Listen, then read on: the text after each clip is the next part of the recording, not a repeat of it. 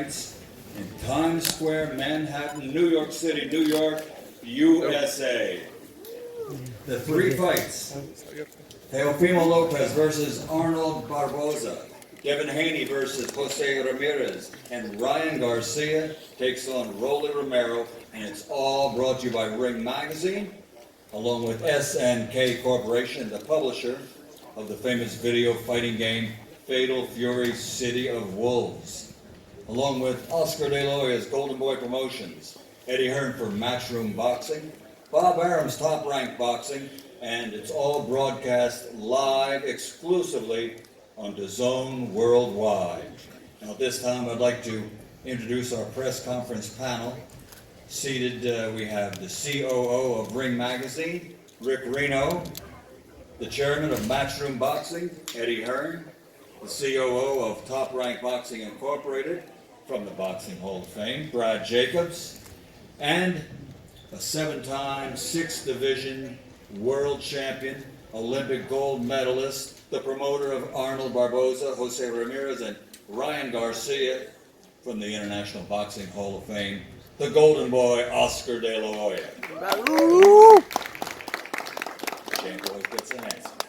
And also part of our promotional team, he's not with us today, but Tom Brown of TGB Promotions. So at this time, ladies and gentlemen, let's meet the fighters.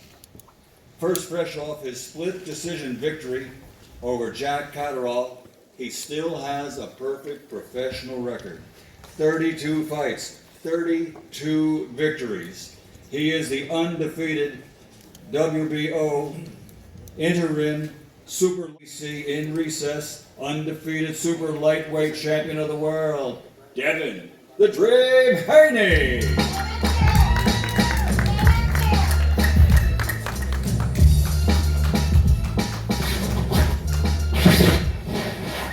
Victories, 20 of those 24 wins by knockout, only one defeat, one no contest. The former WBC lightweight world champion king, Ryan Garcia.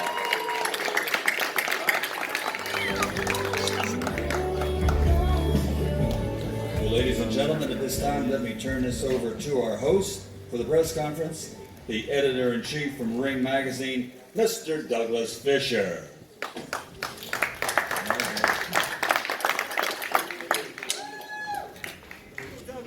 Thank you very much, Michael. Hello, New York City. I love being here. I'm a native New Yorker. There's something very special about being in New York City. Just returning as a native, but as a member of the media for more than 25 years, there's nothing like covering a prize fight in New York City. Now, normally it's at Madison Square Garden. In recent years, it's in Brooklyn at the Barclays Center. But for this card, it's something very different. It's something that has never happened before. It's visionary, and some would say it's crazy because they start thinking about the logistics of it. Well, how does that work? Times Square.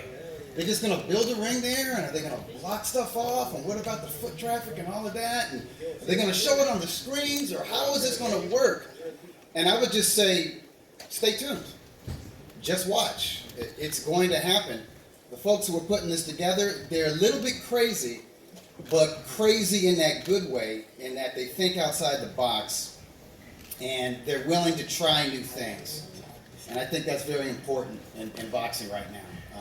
And I'm beyond pleased. It's more than a pleasure. It's really an honor for the Ring Magazine to be able to present this great event in association with SNK Games. With Ring Magazine and myself, you've got the establishment, you've got the record of boxing, you've got the historical publication of this sport that goes back more than 100 years.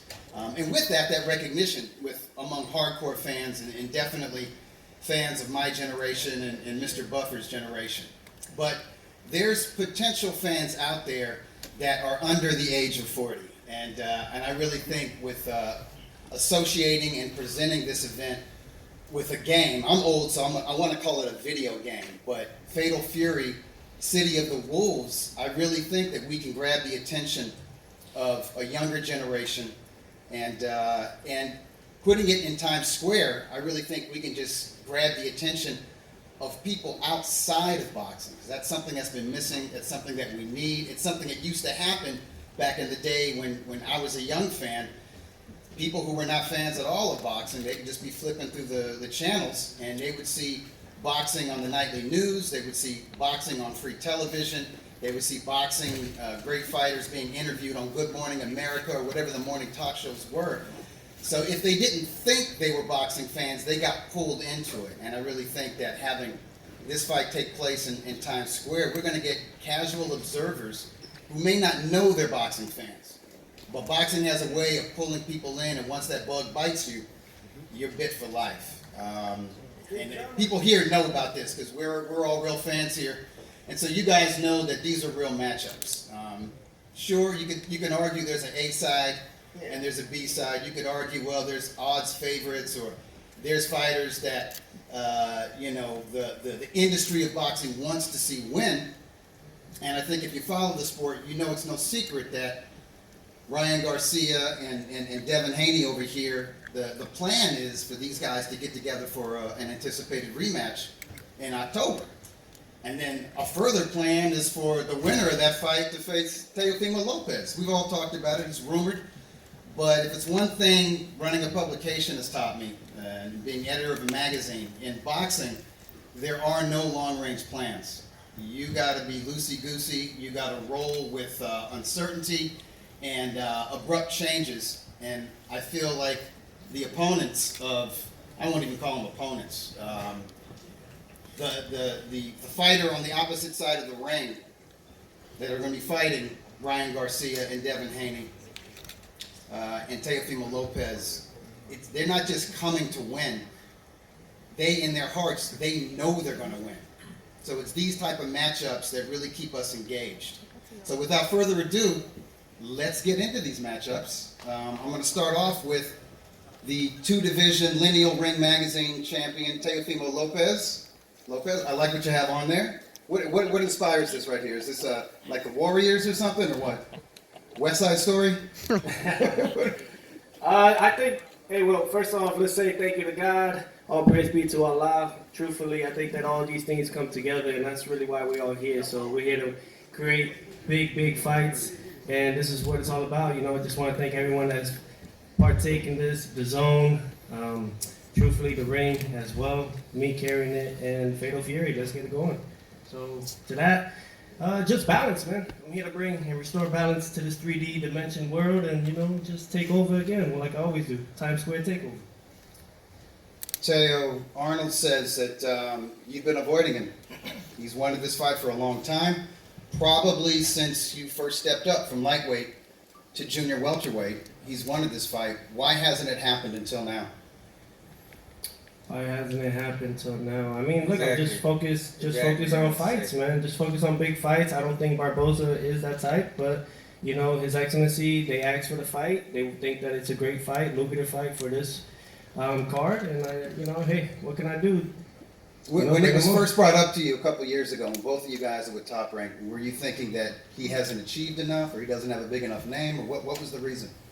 I think stylistically, he's a strong fighter, strong Mexican fighter. I mean, we've seen those in the past and everything. I just think that I think it's just the way top rank. I mean, Brad Jacobs is here alongside with me. I mean, he could probably give you guys more detail in that form. I don't think that he had that eye.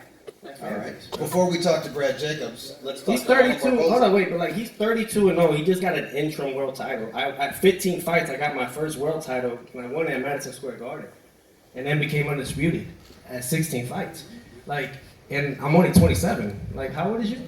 It's been a long time coming for Arnold Barboza. 32-0. You didn't give a fucking right answer, bro. You still you beat around the bush when they said how come you didn't accept this fight back then. To be real, I think it's time. Hey, you know what? Hey, you know what? Shout out to Top Rank, bro, for cutting that umbilical cord off and letting your ass crawl finally. But I never said actually had that. Hey, bro, you want to wolf and talking like you're big and bad, bro, fighting an injured Loma, an injured jailer, bro, Like Injured I'm the That's crazy. yeah, bro. Come on, Crazy talk. come on, yeah, crazy. Listen, Alright, I'm here, talking right? what you do. I'm Ring Magazine, right? Yeah, yeah. Okay, well, I'm right? taking that. I'm taking that WBO, ring magazine. right? Trust me, I'm taking that ring You magazine. might they might put you as world, Bro, but I got bro, two my last two Say fights, it, you say it, ain't say it, gonna say say it, it like say that. it. Arnold, I mean, can you nah, confirm to us? I'm the Ain't to be that- real, ain't like shit. I ain't gonna be here to Ain't shit. discredit none of Yeah, y'all yeah, fighters. shit. Y'all do y'all thing, but I'm the only real ring and WBO world champion in this bitch. I am that. Alright? You I are the earned reigning that shit. champ, but we have an earned undefeated that. contender here. Let's believe that. Arnold Barboza, all you do is I'm the win. only world champion sitting here right now. Only Bro, one. you ain't no world champion, bro. You're fucking Damn bro. right. Yeah, you know what? You're right. I'm a universe champion, baby. I'm exposed. I'm a Bro. universe I champion. earn my shit. I earn my shit. Universe I travel. champion. I earn my shit. Hostile territory, bro. You get your shit given to you in a plate. I haven't Bro, seen I it earn yet. my shit. Where they at? Ain't no one doing Ain't what nobody, I'm doing, 'cause bro. everybody Ain't no know one how doing I what I'm come. doing. Everybody know how I come. I'm fighting 3 of the top 5 guys in the Everybody 7-month know. span. Call me an old school fighter, bro. I'm fighting a 7-month span, the top 3 guys in the division. Arnold. Hey, who are you? Arnold, bro? let me ask you a question. Who Hold you on, fight? guys, hold on. Arnold, let's talk about that. Yeah, I think All this right, guy's you've been cooking, right? fighting. You've been doing nothing but winning. You've been fighting difficult fighters. You're willing to travel to Manchester, England. You wanted this fight years ago. I remember it was after maybe one of his first or second fights at 140 pounds. Yeah. You climbed up on the ring, and I saw Taylor tell maybe Carl Moretti, "Hey, get this guy out of here." He You said, know, please. Right. I wanna Okay. fight. So, is it better now that the fight is happening on May 2nd than had it happened years prior? Have you grown since that point? Man, I think T.O. is fighting me at the worst time he could fight me. You know, I'm coming off of two victories in like a 5-month span. You know, the train's hot right now. The train's going. The train's going, and I think that he you know, I'm shocked the road again. You know, I shocked it in Saudi, I shocked it in Manchester, and I'm gonna shock it again. New York in his hometown, right? I don't know this hometown, but yeah. See, I figure you don't have a hometown. He's Shut a that mutt, shit bro. up over there, yo. He's a mutt, bro. You don't have Shit, a ain't hometown. nobody from any borough came at me that way. Alright now. They love me, they respect me. So I respect the fuck out of everybody. Arnold, I got another question. Arnold, I got another question for you. People know Everybody about racist him over here, man. before they've known Pick up a about banana you. for me. Hey, don't People worry know about it, bro. about that. Don't worry about it. I got him. Don't worry about it, bro. I got him. Don't worry about it. May 2nd. Show up.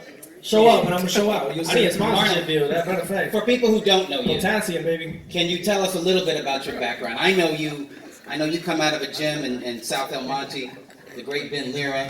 He's one of these gurus of boxing that people in Southern California, boxing people, they know who he is. They know he's a builder of champions going back to the amateur level.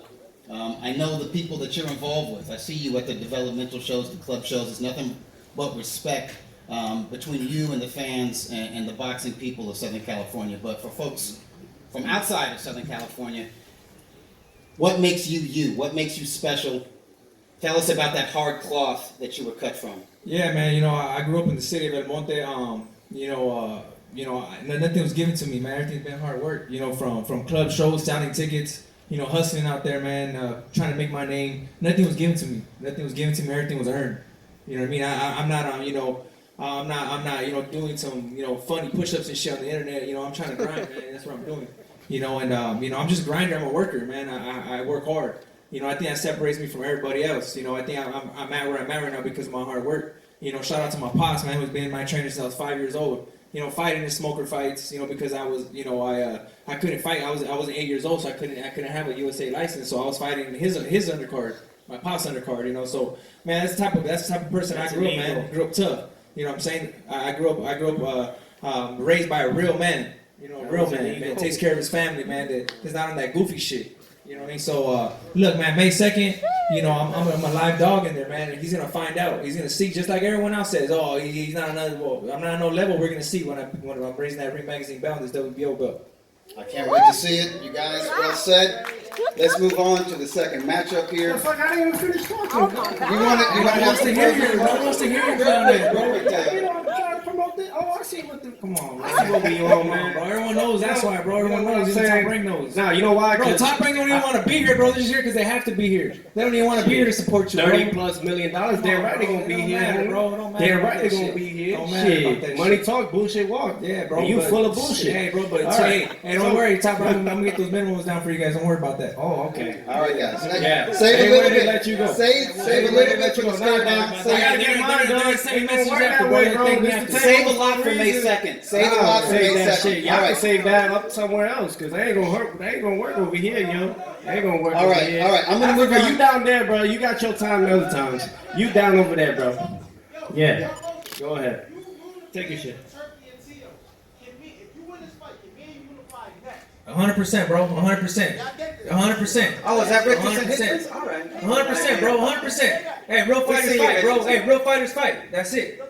Real fighters. You already know how it's going. All right, guys. All right. So plans are being made, but there's plans. There's plans for May 2nd. Teo, please. Teo, let me speak. I don't do that. Teo, please. We're gonna move on to the next matchup. Nah, man. Devin Haney versus Jose Ramirez. Like, I'm a Brooklyn-born Broward kid, so that's what it is. Brooklyn-born Broward kid. All right. All right. Yeah. I got the you key have to your the say. city of Miami, right? I rang the bell for the New York Stock Exchange. All right. These are all got it. facts. Now, because you know, at the end of it all, y'all wish y'all had it, but y'all don't. I've earned it. Truthfully, earned it in this bitch, in this ring. And every time they give me a guy that is somewhat competitive like that, We see you, Ring we Magazine see how we champion. do it. We We see see how you. we do it. We see you. All right. All right, but Devin hey, Haney. Doug, you look handsome, man. By the Thank way, you very keep much. up the You great like it? stuff. You You know like what I'm saying? Yeah. When I do these things, they get me new suits. So. Yeah. For real. Hey, you know. Eddie's looking at me like, about time, dude. All right, baby. All right, guys. Well, All right. it's a takeover. Peace. All right, Devin Haney, Jose Ramirez. They may not be as chatty as we just saw with Teo and Arnold, but I can tell you from knowing both young men for a very long time, these guys are consummate professionals. These are young men who are about the sport of boxing, who are about dedication, who are about hard work. This is a fascinating matchup. Devin, I'm going to start with you because we haven't seen you since your fight with Ryan Garcia early last year. I just want to ask you why the decision to lay out for the rest of 2024, and why did you choose Jose Ramirez as your comeback opponent? No, I mean, first off, I want to thank Allah, alhamdulillah, for this opportunity. Ramadan Mubarak to all the Muslims all around the world. And I took the year off. Like I said, I was going to. I wanted to spend some time with my family. I just had a baby, stuff like that. So I wanted to rest and recover. And I wanted to come back when I felt it was the right time. And but when I came back, I wanted to fight the best fighters in the world. I didn't want to just face any regular Joe Blow. I wanted to fight a two-time world champion like Jose Ramirez, and that's why we picked him. There are folks who say, Devin, that you were exposed. Even though you can argue, well, it wasn't an even playing field in that first fight with Ryan Garcia. They could say, well, we've never seen Devin Haney hurt like that. We've never seen him down on the canvas. He looked lost in there at times. Do you feel that there are questions that are being asked of you and that Jose Ramirez is going to ask those questions and you can answer them in the ring? Yeah, I mean, at the end of the day, I fought somebody on PEDs, so that's how that fight was. But we move forward, and now the world wants to see what Devin Haney's going to show up, and I look to give everybody all those answers on May 2nd. All right, Jose. Last time we saw you, you didn't look like yourself. It definitely wasn't your night, and I know there was some talk in and around the boxing community that, you know what, this guy was a 2012 Olympian. He was a unified champion. He's a hero in his community. He's got a lot of things going on outside of boxing. He could run for public office in this area. People are saying maybe you hang up the gloves. Can I ask you, were you considering that, and what brings you here to this point right now? Yeah, first and foremost, I want to thank God, my Lord and Savior Jesus Christ, for blessing me with all those great blessings in my career. Since I started at the age of 8 years old, becoming an Olympian and a unified world champion, becoming a world champion at 25 years old, a unified world champion at 27 years old, and I think what it was is probably staying at 140 for too long. Once I saw myself, struggling to make weight and, push my body through that pain and grind, I think I was harming myself, but I'm a guy with no excuses, man. I'm a guy who never says no, and I think I did that to myself, but hey, that was a mistake that I did on my part, and it's time for me to grow and move up to the next weight class at 147. So, you know, I know what I could do. You know, what I've been doing in sparring against guys who are world champions as we speak, guys who are, you know, talked upon as future world champions, and I know what I've done to them in sparring. So I know what I'm capable. And comes May 2nd, you know, I'm gonna go out there and, you know, make it a fight, man. You know, show the best version of Jose Ramirez, a bigger bull than what people have seen me fight in the last couple fights. You took the next question right out of my mouth. I wondered, had you hit your limit? Had you hit the ceiling on making 140 pounds? And I've wondered that for a long time. Even when you were champion, when I'd see you between fights, I'd be like, what? No way that guy makes junior welterweight. So you're expecting to feel very strong. I'm expecting Devin Haney to be very strong at welterweight too, because I look at him and wonder, how did he boil down to 135, let alone 140? But if he's healthy and at his best, we're talking about a very difficult, classic 1-2 boxing style. How do you get to him? How do you break that style down? Yeah, man. You know, I've never been too worried about my opposition in my career, man. I'm focusing on myself. You know, I became the best boxer at lightweight in the Americas. You know, becoming an Olympian. You know, beating guys with different styles, you know, different sizes, different skills, different speeds, and I think people underestimate my speed and power, you know. But you know, I'm ready to put it together, man. May 2nd, and you know, if you thought I was strong at 140, you know, just watch me at 147. I'll never underestimate your power or your heart and dedication, and nobody should underestimate your skills. Yeah, very good technical boxer. Devin, same question to you. Was it time? Was it overdue to move from 140 pounds to 147? Are you finished with junior welterweight? Yeah, it was definitely time. My body just was maturing. 140 was hard for me to make. I was there. I felt good for one fight, but in the second fight I didn't feel as good. So 147 is time. All right. I can't wait to see this fight. It's a brilliant stylistic matchup. You got the stick and move boxer, beautiful jab against the quintessential pressure fighter who has underrated skill and technique. All right, let's move. I'm not going to call it the main event because this is a true triple header. These are true co-headlining bouts. All three of these matchups could headline major arenas anywhere around the world. So let's move to the main event. Ryan, I'm going to start with you. Everybody talks about the grudge between you and Devin Haney, but feels like there's a grudge between you and Rolly Romero here. And I seem to remember years ago when you guys were prospects at lightweight. You might have been at junior lightweight at the time, as a matter of fact. There was a lot of talk about a sparring session, and there was John going back years ago between you two. Can you talk to us a little bit about that? I think we sparred about 8 years ago. It was a little rough sparring, I guess, but we continued to use that sparring to kind of boost up his career. Credit to his point, but I don't have no bad blood to him. I'm here to do my job and set up that rematch. But I'm not overlooking him at all. I know that he's going to come to fight. It's a big opportunity. We're on the main stage, so I got to be sharp and prepare. I was interviewed last year. I think it was Ellie Seckback, and he brought up this matchup.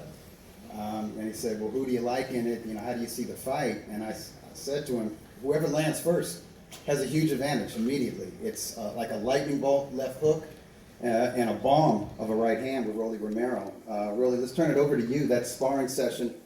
It seems like Ryan's saying that you were kind of clout chasing, calling him out back in the day, but I guess that's what young fighters do. But you do more than just talk on social media. I know you're a good interview. You move the needle. You got personality, but you're a former junior welterweight champion, and you've done a lot, even though you didn't have that extensive amateur background like everybody else up here has. I mean, if I was cloud chasing, he would have had cloud. He didn't have cloud at that moment. He didn't have anything. So, but it's just sparring. We're gonna see him the real fight in the ring on May 2nd, and we're gonna make it a big fight. We're gonna make it one of the biggest fights in U.S. history, and that's for sure. Rolly, I want to stay with you. The other guys, they've moved up in weight. We're talking about Devin and Jose Ramirez, and they had sort of hit their limit, making 140 pounds. I used to look at Ryan, and I used to look at you, and just wonder, how do these guys make 135 pounds? The fact that this fight is taking place at welterweight, does that suit you? Is that better for you? I mean, I called this years ago, saying that me and him were going to fight at welterweight. And this is when we were both 35 pounders, so, I mean, I long outgrown 140. I definitely outgrew 135 long ago. When I was 35 pounder, I should have been a 40 pounder. When I was 40 pounder, I should have been a 47 pounder. So, I mean, I'm like all muscle. Does that affect your stamina? Does that affect your punch resistance when you're boiling down to make an unnatural lightweight? I mean, it affects everything. I mean, it affects timing, explosive, everything. Anything you got, it really affects you. Can you talk to us just a little bit about how important this fight is to you? I mean, is this the most important fight of your career, even though there's not a world title on the line for it? You're fighting one of the most popular fighters in the sport right now. No, we're fighting for WBA. The WBA. Is it the full world title? No, it's the regular. I'm sorry, guys. I just recognized the Ring Magazine title, but you guys are real. You guys are real fighters. You guys are. It's a very good. Hey, Turkey, I am your champion, by the way. Ring Magazine, I am your champion. We don't give a fuck what you Your are, Excellency, bro. I am your champion. Bro, we don't give a fuck, bro. I'm tired of hearing this shit. We don't give a Boxing, fuck. baby, you gotta We gonna respect run the that origin. too. Promise I'm gonna get to 1600 you. BCE. Enough of this shit. Yeah, it's so boring. You guys are talking so Shut the polite fuck to up. each Yeah, other. but that's how we keeping it. You guys are all talking so politely, man. We gonna run that. What the fuck is Remember this? that. We're gonna run that. Yeah, I like it. I ain't home, 100%. but like, bring it in. 100%. Bring it in. Y'all not even Great put the too. tip in yet. Like, come on, pause, by the way, pause. But you have damn, All right, getting fired up, Ryan. Okay, I'm gonna Hey, end this. nobody's talking shit right now. That's crazy. I'm gonna end this session with the question to you, and I spoke to you a little bit, at the hotel a few hours ago, and we talked about you going into that first fight with Devin Haney and all the chaos, and you admitted you were not at 100%. There was drinking, there was smoking. You could have been in better shape, and you told me you got that out of the way. You're not drinking and you're not smoking. Did you have a renewed dedication to boxing and a renewed vigor for boxing? Because you're going to be fighting really Romero, but I feel like you got Devin Haney in your sights, and it looks like you've got Teofimo Lopez in your sights. Well, yeah, I mean, I want to be great. I've always wanted to fight the best fighters in the sport. As far as, my problems outside the ring, I've always had those problems. I mean, I don't know who else struggles with stuff like that, but that's just something I was struggling with. And, I want to just show everybody that you could come back from anything. And I want to show my dedication to the sport and just be a true professional. I admit my wrongs, and I don't want anybody to, take my actions of drinking and smoking before the fight and try to, think that's a way to handle yourself as a professional. So I came here to change that, and this is my first fight to get respect back and then prove everybody that it wasn't a fluke, and I'm ready to do it. You inspire us all, Brian. I like it. You can always come back. Redemption can be found in the ring and that path to the ring. So I love that, and I love the professionalism. I actually like the laid back, Ryan. You're a cool guy. You could be a cool guy. You could be a cool guy. All right. So before we stand you guys up for the face-offs, I'm just going to get some final remarks from our esteemed guests here. Let's start with Rick Reno, COO of Ring Magazine.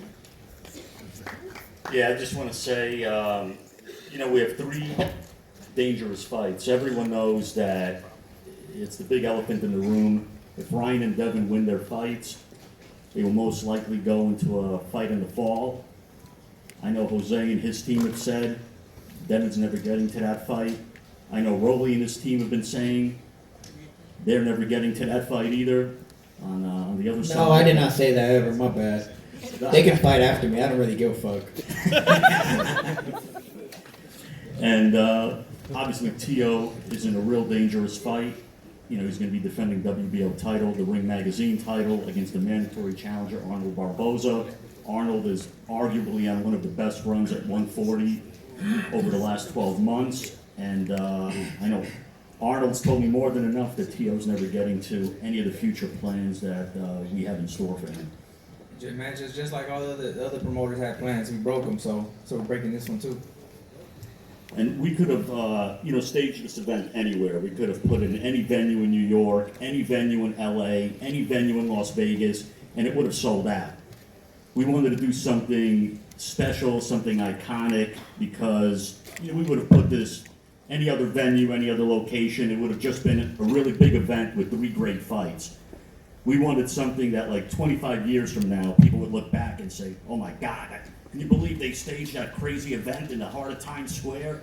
Even for the 6 guys up here, they could tell their kids, their grandkids, decades from now, I fought in Times Square. Not that I fought in the Garden or Barclays or the MGM. They could be the first 6 guys to say, I fought in the heart of Times Square with this collaboration that we're doing with SNK. So we wanted something that would create, when we started doing these Ring Magazine events and putting the stuff together, we didn't want to do the same cookie cutter type of events. No offense to my promotional partners up here, but we wanted something that, like Doug had mentioned, that was out of the box, something that people would think was insane.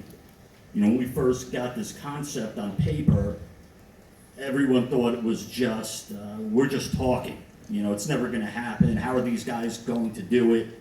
I've seen the concepts, and it's going to blow everyone away. And I look forward to seeing everybody in May, and I will turn it back to Doug. All right, yeah, there's amazing things to come. There's some people in the boxing world who say, man, there's some big fights being made in boxing right now, and it's great, but it's all going to Riyadh, Saudi Arabia, and it's like, no. There are going to be some huge events happening this year in America and in the most amazing, just imagination-stretching locations. I'm talking about like historical monuments. I'm not going to say where, but just stay tuned because there's some really exciting stuff to come. All right, Eddie Hearn, chairman of Matchroom Boxing. Would you like to share your thoughts on this card? Yeah, thanks, Doug. I think it's all been said by these great fighters. You talk about attracting a younger audience to the sport. You've got 3 of the faces of boxing in Ryan and Devin and Tio, but 3 great fighters. And Rolly, don't forget about Rolly. I'm coming to you, Rolly. I'm about to pick you up. So Arnold Barboza just come to Manchester to beat Jack Cattrall. Jose Ramirez is a tremendous fighter. And this guy, it's the first time I spoke to him. He seems very focused. I think he's a great fighter as well. So His Excellency has great plans, and people keep asking the question about where is boxing going? Saudi Arabia, how long will it last? This is turning it up a notch. Because with SNK and Fatal Fury and Ring Magazine, the other thing that you didn't mention is 6 days before, you've got 65,000 people at Tottenham Hotspur Stadium for Ben Eubank. That's the first Ring Magazine SNK Games presented event. And that one, of course, is in front of 65,000 with a huge gate. Yeah. And when His Excellency said about doing Times Square and shutting it down, the first thing any promoter would say, what about the gate? But there's a method to the madness. It's a vision, and it's raising the profile of the sport so that everybody will tune in to the madness of closing down Times Square. The fights are the fights, and they're tremendous fights, and it's the right demographic to drive that audience. But the fascination with the concept of what he's doing and where he's placing these fights is going to make this a huge, huge draw on the night around the world. And I'm baffled by the plans. I know you're talking about other plans and locations. I've never seen anything like it, and I think we should all just realise what a good place boxing's in at the moment. And the famous words of thank you to His Excellency gets bandied around a lot, but really the vision that he has, and not just him, but you guys at Ring Magazine and the team, you've never seen anything like this. Operationally, this is one of the biggest jobs that's been done in boxing, to close down this area for our sport. And right now, there's never been a hotter time for the sport of boxing. So good luck to all the fighters, and great to be working with Oscar and Brad and all the promoters coming together to just continue to change the face of boxing. And that's what's happening right now. This sport is on fire, and this is going to be another huge event in 7 days.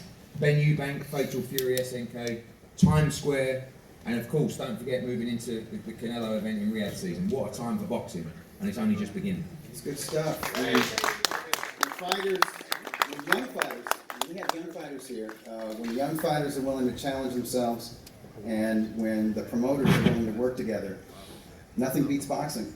Brad Jacobs, you represent Top Rank, and that's the oldest venerable boxing promotional company in the world, really, since the mid-'60s. Obviously, Top Rank has been involved, and you yourself, during your Hall of Fame career, you've witnessed a lot of very interesting boxing events. What are your thoughts on this card? Yeah, thanks, Doug. Appreciate it. Certainly, like you said, I've been involved in a lot of huge events, but nothing like closing down Times Square. I mean, it's incredible. It's a testament to the fighters here on the dais. It's a testament to His Excellency and you guys at Ring Magazine. So we're just looking forward to it. The bottom line is Teofimo, not only a great fighter, he's a showman, and he's going to prove that and steal the show on May 2nd. All right. I know that's right. I know that's right. It's takeover, Times Square takeover. You know it. Oscar De La Hoya, the founder and chairman of Golden Boy Promotions. Thank you very much. Thank you for being here. Look, May 2nd will be one for the history books. A full-scale sanctioned professional fight held in the center of Times Square, which will be unprecedented. This event will come to life thanks to Salah Sports, Turkey Al-Sheikh. Their vision is unmatched. The sport of boxing will be on the global stage that evening with the bright lights of New York in front and center. This is what American boxing is all about. This is the highest level of boxing, especially at these weight classes. Thank you to Turkey for making the fights that everybody wants to see. This is truly a special one for the ages, and we are proud that Golden Boy Promotions has 3 fighters taking part in this epic event. It speaks to our company's dedication to getting our fighters the best opportunities in the sport. Look, the fight against Teofimo Lopez, and now speaking from a fighter's perspective, okay? I'm not a promoter anymore, I'm a fighter now. The Teofimo Lopez, Arnold Barboza card, look, Arnold Barboza Jr. has been calling for a fight against Teofimo since 2021. Now following his defeat of Jack Catterall a few weeks ago in the UK, Barboza finally earned a mandatory shot against Lopez. Barboza has always been the underdog and has always fought tooth and nail for everything he has. We are extremely proud of him, and now he's facing Teofimo Lopez, who is one of the best lightweights in the world in the division. Both are tremendous warriors, and it's a pick'em fight. The Haney Ramirez, look, as for the co-main event, what can be said about Devin Haney that the world isn't even already saying? It's like deja vu a year later here in New York City, except he is coming off a loss against Ryan Garcia. We all know that how that fight went. From a fighter's perspective, I think that, you know, it's a pick'em fight. I think that this fight here with Ramirez will be an excellent fight. Styles make fights. I think that Devin Haney is a tremendous fighter. He is a tremendous boxer. I believe that it's all about will, it's all about smarts, it's all about how much you want it. And I think Devin Haney is a fighter who is going to come in and give it his all, but he's going to give it his all against a fighter who is an Olympian, a fighter who is an outstanding fighter in Jose Ramirez. So this is going to be one for the ages. Again, I think it's a pick'em fight because both guys really have something to prove. And for Ryan Garcia and Rollies, I mean, what can I say? I think Ryan Garcia is back. I think boxing needs Ryan Garcia. I think boxing without Ryan Garcia is not the same sport. I think him facing Rollies is going to be exciting. It's going to be one of those fights where you just don't want to you don't want to miss it, because look, Rollies throws bombs. He's a fighter that can come and fight. You don't know where those bombs are coming from, but if they land, they can do some damage. And Ryan Garcia, look, he's coming off. It's going to be about a year now. He's hungry.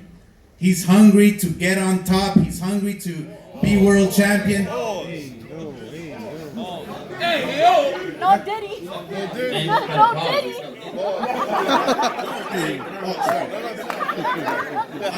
bad. All right. You know, he's ready to just get on top of the boxing world.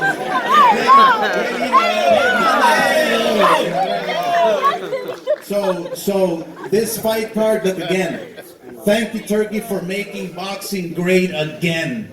Boxing is back, and let's keep it this way. I'm glad we're working with Eddie Hearn. I'm glad we're working with Top Rank, but let's keep it this way and make the big fights happen. Thank you.